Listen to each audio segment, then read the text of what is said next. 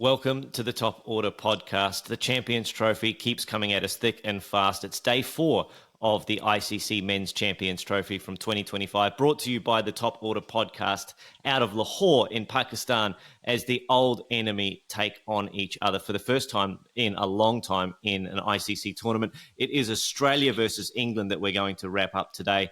Dr. Jamie Barker and Baldy on the pod with you.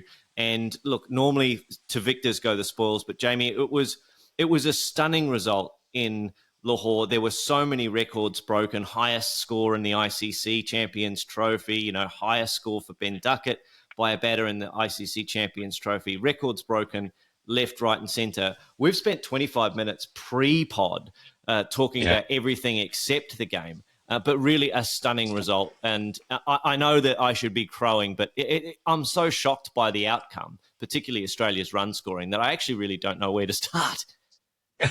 Yeah, I should be passing this back to you. You should be going crazy. I should be. Yeah. Stuart's texted me 3 or 4 times this morning saying, I hope to see some positivity from you in this podcast after Australia's great victory. But it was one of those where it was so out of the box in terms of runs scored and, results for Australia. We got runs from players we didn't expect. I actually don't know genuinely where to start. But let's start with the conditions. This is the one thing we actually did talk about off air before we started. The wicket in Lahore, I think the curators and the ground staff must have been listening to us over the last 3 days talk about, spin playing a big part, taking pace off the ball, because they created a wicket that was really an AstroTurf surface where there was no sideways movement, there was no variable bounce. It was a little bit slow, but it was as good for see ball, hit ball batting as you could hope to imagine. Yeah, absolutely. And I think, just as you say, the number of runs scored and versus the number of wickets taken probably demonstrates what the pitch was like. I think it's probably interesting from a team selection perspective when we think about England as well, that had gone pace. That was their approach, clearly pace with Rashid and then Livingston and Root to sort of throw some spin in there as well. But yeah, the pitch was a good one to bat on, wasn't it? And I pass on my congratulations to the old enemy. It was a good it was a great game to watch. I think probably the best match of the tournament so far in terms of closeness. Albeit Australia won at a bit of a canter towards the end, but I think it did have the makings of kind of getting on. Going down to sort of the final throws of the match, and we were mentioning, weren't we, that we. By our sort of crude maths, we think probably England were probably about 20 runs short of where they were at sort of 32 overs. And I think a score of maybe 370 does take you a little bit close. But nevertheless, the innings by an Englishman was amazing to see for Australia. And he says tongue in cheek. So always good for a Yorkshireman to win it for Australia. So there we go. I know we won't hear the end of that, because Duckett made 165 for England and then another Englishman made 120 for Australia and decided the game. Selection for both teams was intriguing for me, because England went with out-and-out pace and they picked 4 bowlers, the 3 fast bowlers in Cass, Mark Wood and Jofra Archer, went with Rashid, obviously, frontline spinner, and then decided that they needed to get 10 overs out of Livingston and Joe Root. And then Australia did effectively the same thing. Didn't pick Sean Abbott, which I thought he was going to be a natural first choice selection for that bowling lineup. Went with 2 left-handers in Dwarshuis and Johnson. Nathan Ellis, I thought, was excellent. 1 for 50 off his 10, only Australian to go under a run of ball. And then decided that they had to get overs out of Glenn Maxwell and potentially Marnus Labuschagne, who ended up bowling 5 overs and taking 2 wickets, and bowled the 48th over, which was a really interesting and I think out-of-the-box kind of option from Captain Smith. It's an odd selection for Australia. It was, I thought, an odd selection for England to bowl 3 reasonably similar style bowlers, all pace on. I know that they've got skill. There's no doubting about that. But the England bowlers were just off a little bit. And on a wicket like that, if you're off a little bit, if you're on the pads or you're giving width outside off stump, then the opposition can really capitalise, because the ball just comes onto the bat beautifully. Yeah, absolutely. And we've spoken on previous previous shows around, particularly New Zealand and South Africa, and how they've played in Karachi, and sort of taking pace off with their pace bowlers, going hard early on, but also, taking pace off, looking to bowl cutters, etc., in the middle overs, as being really quite a good solution. And it did look like that England's strategy predominantly was pace on, and as you say, the accuracy perhaps wasn't what we would probably expect from those bowlers, and I think anything with an element of width or just short of a length, the Australians were sort of all over it, so they made it look pretty easy. I think, even though Archer and Wood were sending missiles down at circa 88 mile an hour, 90 mile an hour, the Australians still made it look relatively straightforward to combat that. There weren't too many deliveries that they were necessarily jumping around or hopping around the crease at. So yeah, interesting tactically, I think. I guess yeah. I mean, what do Australia do now? From a Is that throwing the cat amongst the pigeons a little bit in terms of selection? Like, Yeah, it's a weird one. Just before we get on to that, the Mark Wood's first 4 overs, according to, I think I was reading this morning, CricViz stats had that as the fastest 4 over spell by an Englishman in ODI history. So he was right up there as far as pace is concerned. And the Smith dismissal was a perfect example of how that can work. Ball in the channel, Smith playing off back foot off a length and nicked it to slip. But too often the fast bowlers were on shorts pads, or they were short of a length, or they gave width, and Australia were able to carve them through point.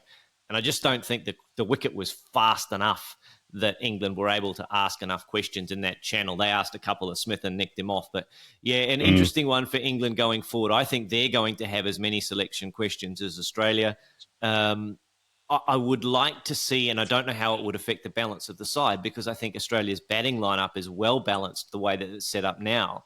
But I think we've got to try and get either Hardy or Sean Abbott in there at number 8 and figure that out, whether it's Johnson or Dvorshis who misses out. I think we do need to get a little bit something different in there, and maybe a little bit more batting if we do lose wickets regularly throughout those middle overs. As it was, we lost a few at the top there, Smith and Head going early, but Matthew Short, Marnus put together a partnership, and I think that's why Australia have got him in there at number 4, not only because he bowls some filth and picks up a couple of wickets, but actually he's the guy that can steer Australia around, that runner ball Joe Root style innings and get Australia to a winning position. In fact, Root and Marnus both kind of had that runner ball 50 or 60 in that middle overs that allowed guys to go big around them. So yeah, real interesting use of both of those guys. What did you make of Jamie Smith batting at 3? I mean, we talked about this a lot in the Slack channel prior to this pod. As soon as he was named at number 3 to bat above him, Joe Root, probably the best number 3 in ODIs for England for a long, long time, if not ever, forced down to number 4, where his average drops by about 10, his strike rate drops about 5 or 6. What did you make of that change to the England lineup? yeah, yeah. I think it's probably pretty clear what the strategy is there. They're kind of going, want to go hard early in that top 3. So if you lose a wicket, Jamie Smith is in early, and looking to be super positive, and then I guess Root then sort of bats, run at a ball, and you can sort of bat around him I guess a little bit. I guess on this occasion it perhaps didn't work. But it's always pretty tricky batting at 3, isn't it? I guess it's a difficult position. You could be in first over, or you could be sitting with the pads on for a good amount of time. I like the approach. I think generally, I think it's pretty positive. You could see him coming in with 100 for 1. And I guess that's probably the optimal situation that you'd want him coming in at. Or he comes in the power play, which again you could argue is pretty optimal for him, and the way he can score all around the wicket, all around the ground. So yeah, I'm not too put out by that. I think Root is just being asked to probably play a different role, isn't he? He's probably being asked to that runner ball, keep the scoreboard ticking over in the notorious tricky middle overs for England, which we seem to navigate a little bit better today, generally. but I think still probably got a little bit stuck. We were looking at the scores where we kind of like 200 for four off after, was it 220 for four after 31, 32? Yeah, yeah, it was. So when Root got out, so Root came in at 40 for two in like the sixth over, and then steered England to 3 for 201. So a 160 run partnership near as makes no difference between Root and Duckett to get them to a point where after 31 overs, England were 3 for 201. And the old maths that my dad used to do was 32 or 33 overs, double the score, and then take away 10 for each wicket. And at that point, England was staring down the barrel of 370, which would have been, I think, a score that Australia would have struggled to get. That extra 20 runs at the back end of that match would have added more and more pressure to the expected run rate throughout the innings. And, Australia would have had to bat differently to chase a score like that. And, as it was, Australia got it with 3 overs to go or 2.5 overs to go, and they looked pretty comfortable. But that extra 20 runs across the course of the match made a real difference. Not that I think England batted particularly badly in the back end, but No. that extra 20 runs, I think if they could have finagled, Livingston coming off with 30 off 17 instead of 14 would have made a big difference. And I think that's why Buttler and Livingston are down at 6 and 7 instead of 5 and 6 in the order, right? Yeah, yeah, and your point as well about sort of the slower bowlers bowling towards the end, I think demonstrated that it was definitely harder to hit. We look at where England lost wickets in those final overs. They were caught in the deep because there was less pace on, and I think that's probably a strategy moving forward as well. That you don't always need the super quicks on or whatever in those final overs. You can take pace off and still be still do a sort of holding role. It certainly looked. Yeah, it didn't turn a lot. It didn't bounce a lot. But if you're trying to set a score or if you're trying to chase, it's probably quite hard to hit over the boundaries, and it's a lot harder to hit that than it is, somebody coming at 88 mile an hour, pace on, decent bounce. You can play through it. I think if there's pace off, quite a low bounce. It's not. It's turning, but not a lot. That it's yeah, you've got to put a bit more behind it, and with the field settings that they are, and the quality of fielders, generally that can be a bit of a risk. I mean, we'll perhaps get on to the old adage that catches maybe win your matches in a moment, but yeah. Yeah, the thing that's emerging in this Champions Trophy pretty early is not so much pace on versus pace off, but it's the T20 skill set of being able to put the ball into the wicket and bowl cutters and do something a little bit different with the ball. I think what this game showed in terms of the wickets column is that Ben Dwarshuis, who's a T20 specialist and has been in the BBL for a long time, picked up 3 wickets throughout the course of the game. Spencer Johnson, who is an out-and-out fast bowler and doesn't do as much with the ball through the air or off the seam, doesn't quite have that skill set in his repertoire yet. He went for 54 off 7, and Smith couldn't call on him on the back end of the game to do those things in those late overs. So for me, the T20 bowlers, Ellis and Dwarshuis, are the ones that can play better defense. And as we said off air, I think playing defense is a bigger part of this ODI Champions Trophy going forward, particularly if we're going to get wickets like this that are either holding in the wicket and the surface a little bit or are just out and out terrific batting tracks. And you actually have to play a lot of defense to hold sides back. Catches win matches, don't they, Jamie? And the key moment of this game was a catch, really, wasn't it? Yeah, I think so. Yeah, I think it's interesting how many times that adage comes to bear fruit, doesn't it? Yeah. England needed wickets, so Butler kind of brings on offer Archer and Rashid to kind of basically get us a wicket.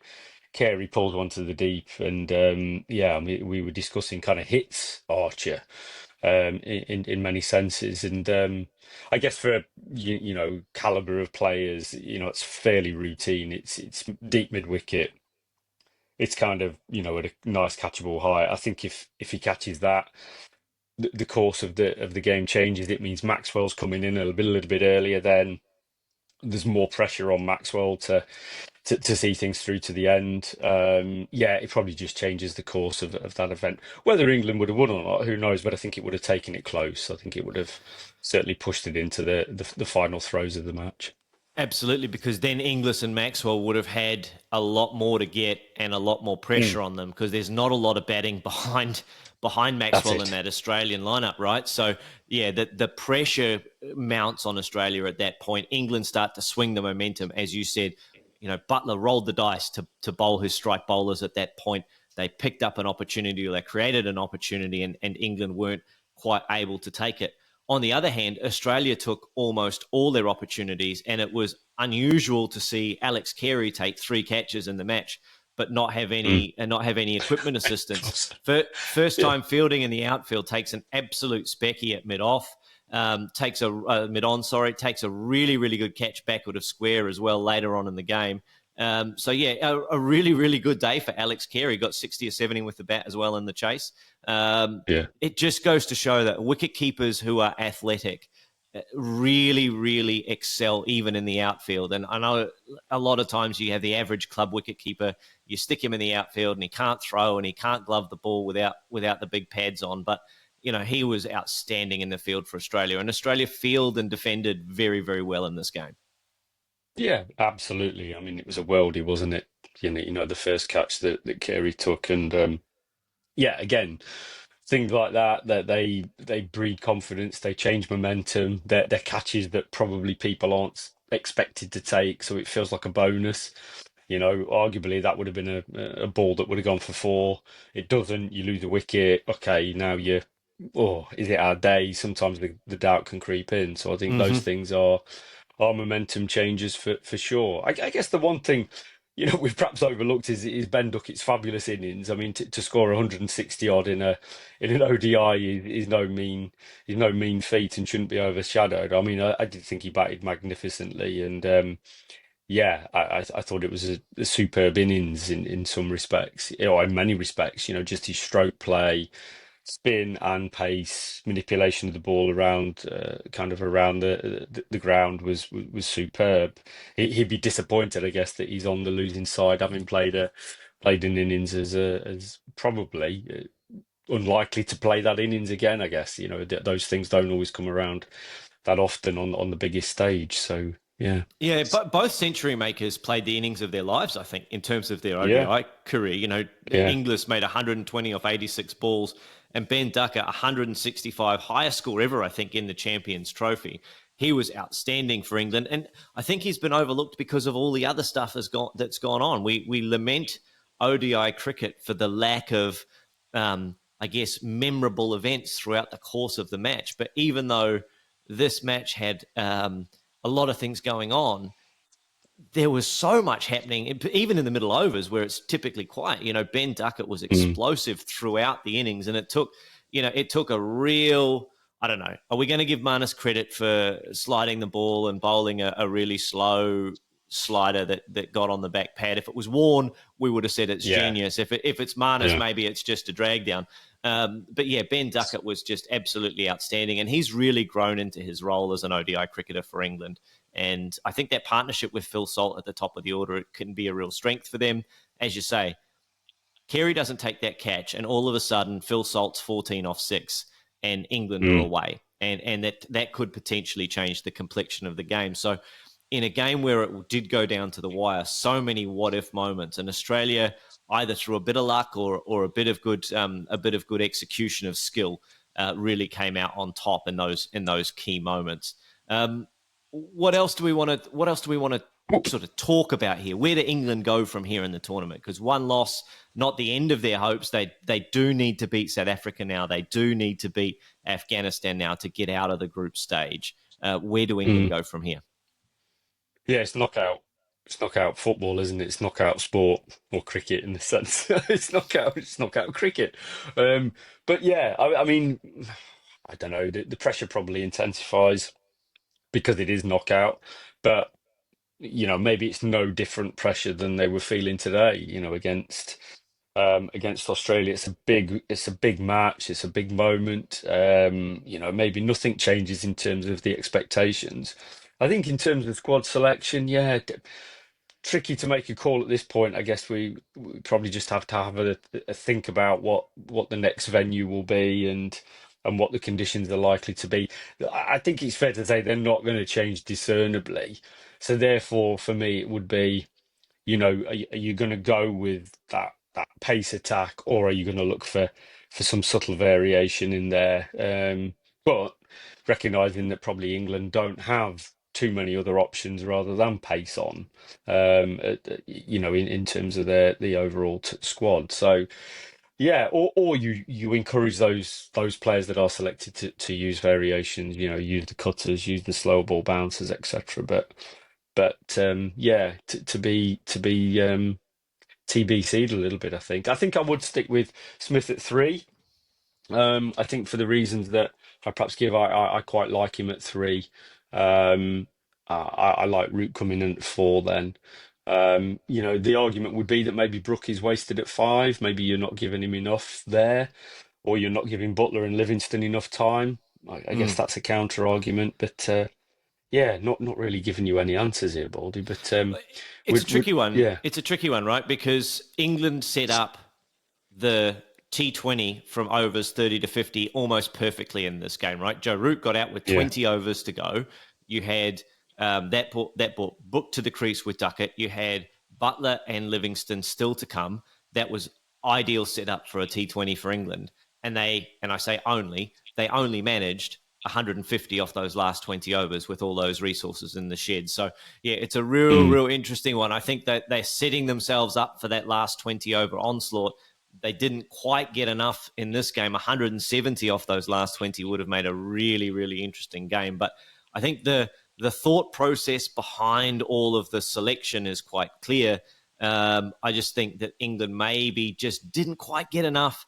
And, it's a funny one. Do I like Jamie Smith at three?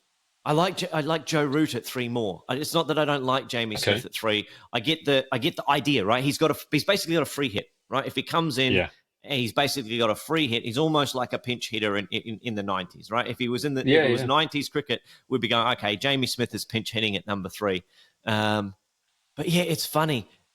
I think I like Joe Root more at number three for England, and I think that's only because he's been so successful there in the past. But again, do you want Joe Root in the second over, soaking up the power play when you could be going large and in charge? It's funny. I know that clarity of role is something that's big for international cricketers and having a really fixed, clear role in your mind. But I just wonder if there was an early wicket, having a hitter go in the power play, maybe not Smith, maybe Butler or whatever, if it's inside the first 2 or 3 overs, just go to bash the ball like Butler would in a T20 if he was at the top of the order, could be a way for England to maximise that power play. If you don't lose a wicket through the first 10, okay, Butler slides down to a finisher role. I know it's not clarity of role, but maybe there's an opportunity for England to maximise their output in that first 10 overs.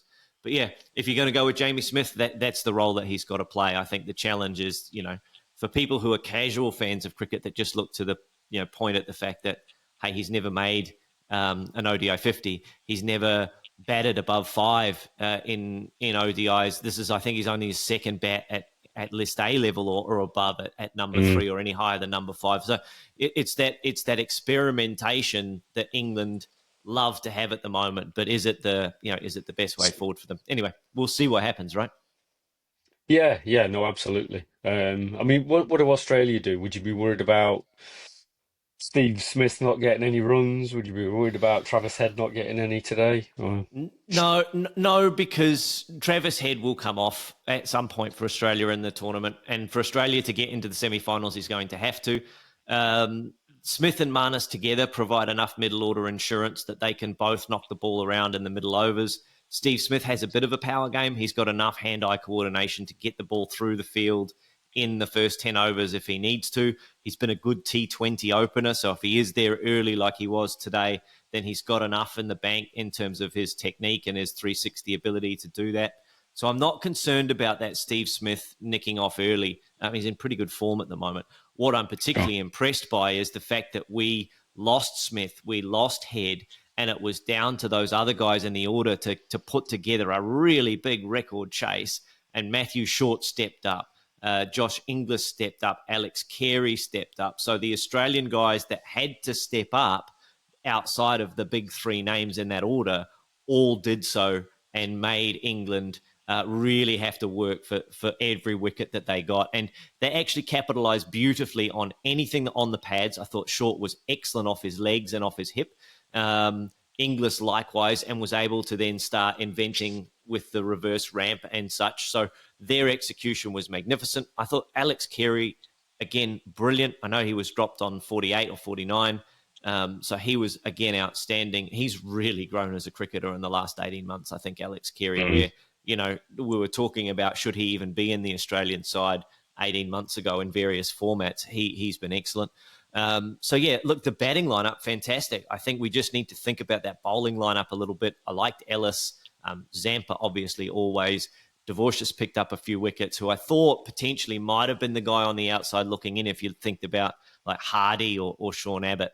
I think Australia should go with one of those two guys going forward. But if it was before the start of this game, I would have said Dvorak would miss out and Johnson would be in. But I actually think after the course of this game and what we've seen, particularly how much defense we've got to play, I'd be thinking about having Dvorak with that T20 skill set being in there.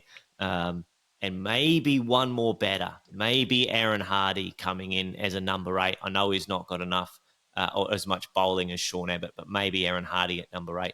Although Sean Abbott's batting is more than enough to give Australia some punch at number 8. So I think that's the only change I'd make to the side going forward, Jamie. Australia have got, I think they've got Afghanistan next. I might be wrong. I have to have a look at the fixtures. But Australia have now got themselves away.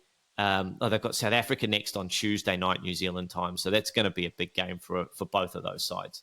Both of those sides can get one foot in the door of the semi-finals with a win then. And then England then would probably have, I think, Afghanistan on Wednesday night. So that becomes a must. Yeah, that becomes a must-win affair for England to be able to progress out of the group stage. And just reflecting on the result. So, are you surprised that Australia have won? You can be honest now. You can, or were you expecting an England win, or were you not sure? I wasn't sure because both sides have been a little bit patchy coming into the tournament. I'm surprised that Australia got 350 and chased down a big total. I thought, if it was a low-scoring game and it was 225 plays 225, that Australia would have been more of a chance. But the fact that England got to 350 and Australia chased it down is a big surprise to me. I'm particularly surprised that Australia chased it down without big contributions from Travis Head and Steve Smith. I thought if Australia were going to get big runs at any stage of this tournament, one of those guys would have to come off, and it would probably have to be Travis Head getting something like Ben Duckett's 160 that would propel Australia to a big score. So I'm a bit stunned by the way in which Australia got their runs and the guys that stepped up and did it. I'm not surprised that England got 350, to be honest. I think it's going to be very hard to defend in this tournament, and Australia have an attack that's honest, but is gettable. That you can get after that Australian attack, particularly those pace bowlers. And, if you have a look at the scorecard, I think Australia's fifth bowling option conceded 90 or 100 runs. Let's have a look, between Maxwell and Marnus. So Maxwell conceded 58, Short 7, and then Marnus 41. So that's near enough as makes no difference as 100 off those 13 overs that those guys bowled. So yeah, that's a bit of a concern for Australia.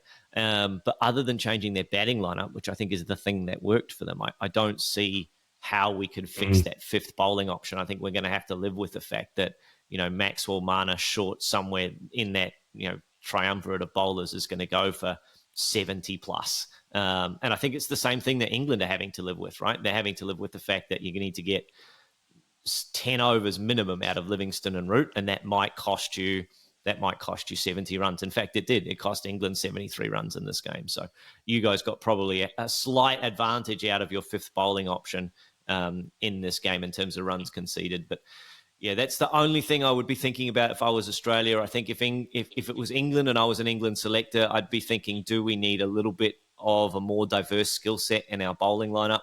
Do I need more of a Saqib Mahmood in that bowling lineup?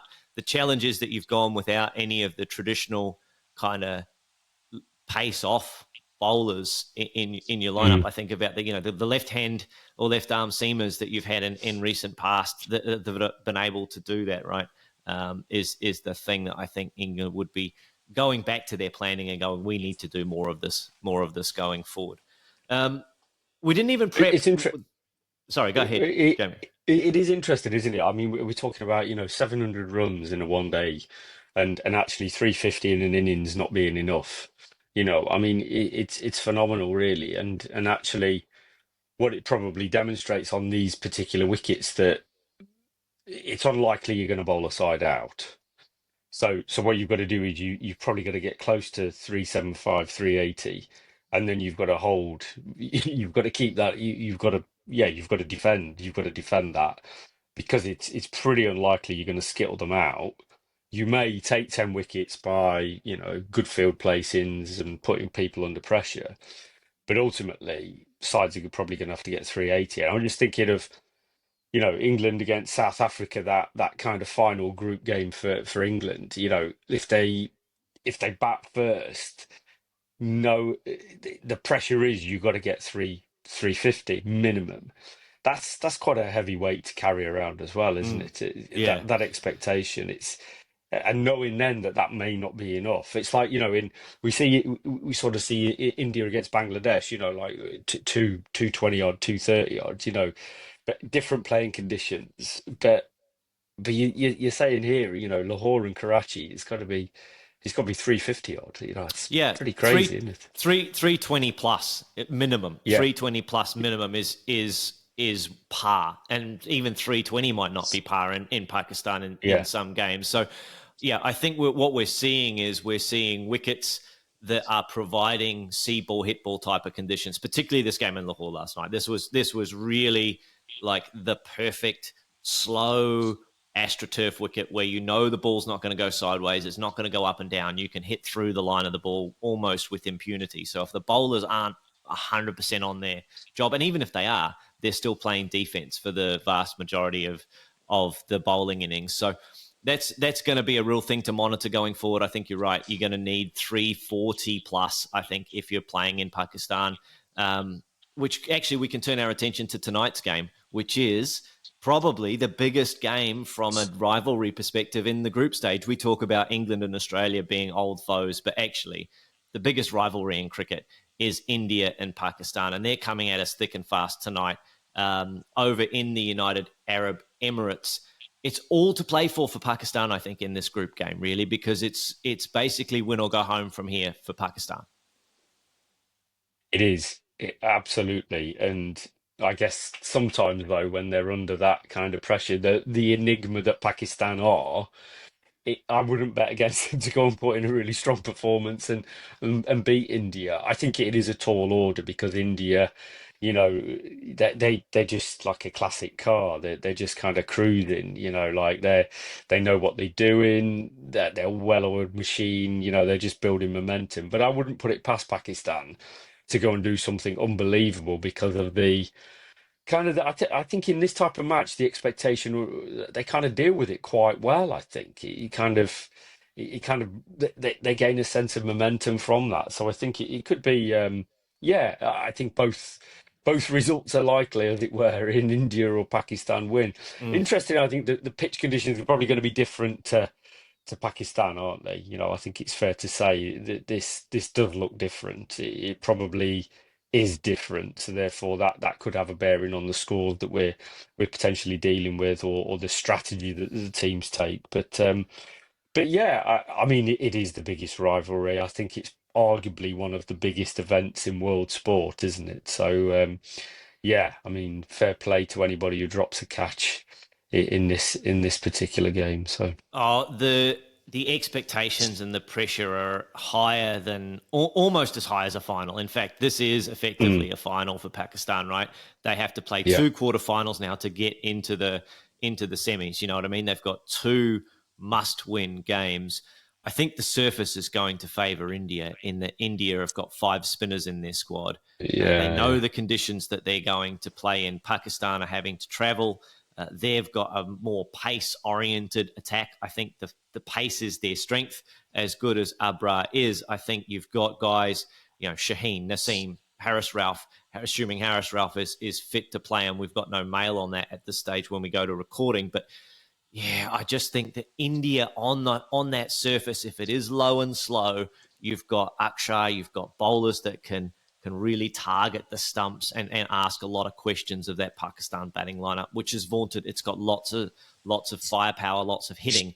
But I think a lot's gonna have to go right for Pakistan. They're going to have to catch lightning in a jar, really, in this game. And we've seen Pakistan do that over the course of tournaments, right? We've seen them go on terrific runs to finals, and we've seen them win international tournaments, going back to 1992. But they're going to have to find a talisman like Imran Khan in 1992.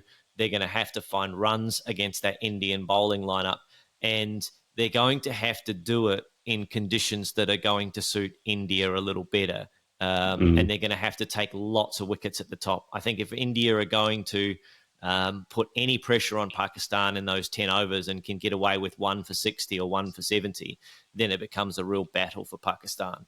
If Pakistan can have India 3 for spit in that opening power play, and some of their fast bowlers come off and can knock the top off that Indian order, then they've got a chance. But India bat down to 8 or 9 in this series. So, it's very hard to see. And, look, hey, guys, I'm sorry in advance, but it's very hard to see Pakistan beating India in India's probably favoured conditions, right, with all of the firepower that they've got. But, yeah, as you say, Pakistan, tremendous backs to the wall team. Can be absolutely tremendous backs to the wall team. Where do you see the battle being won and lost, Jamie, in this fixture? Yeah, just as you were talking there, I think that the middle overs, I like the middle overs for some reason, but I think, when India bowl in that middle period with Axar and Dijada, they can rattle through the overs and they almost disappear. And if you're either trying to set or chase, it feels like they just suck the life out of teams because of their not only their accuracy and skill, but just the speed in which they can rattle through stuff. And I think, as you're saying, in sort of the India type friendly conditions, with those two in that middle period, I can see that really working in India's favour and just putting the pressure on whenever Pakistan are facing that, whether they're setting or chasing. I can see that being a real crucial period.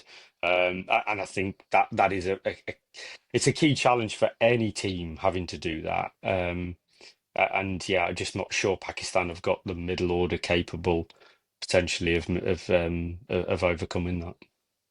Yeah. What about you? Where do you see it? I absolutely agree that the weakness, I think, for Pakistan is in that number 6 and 7 position. Their top 5, excellent players. And then it kind of drops off a little bit in terms of, the household names aren't at 6 and 7 at this point for Pakistan, whereas they have been in the past. And I think you've nailed the crux of the analytical view that where the match is won and lost, it is won and lost in those middle overs. And Akshar and Jadeja not only are very accurate, but they run through those middle overs so fast, as you said, that it takes the game away from the opposition. In the span of 20 minutes, India have bowled 6 overs. In the span of half an hour, India have bowled 10 overs, and all of a sudden you've gone from 20 overs to 30 overs. And it felt like not much has happened in the game, but all of a sudden we're right through a period that actually is deciding where games are won and lost. If you have a look at where teams have struggled to get to big scores and struggled to chase things down, their batters in the middle overs have dropped dot balls in that middle over period. They haven't been able to rotate the strike and they fall behind the asking rate.